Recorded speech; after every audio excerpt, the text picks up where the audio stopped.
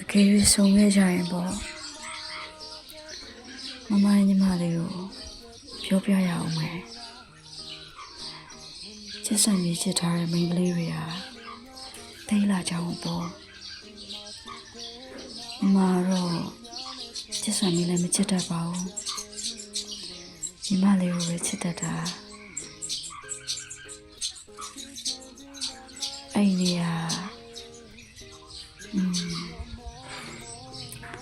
ဟုတ်တယ်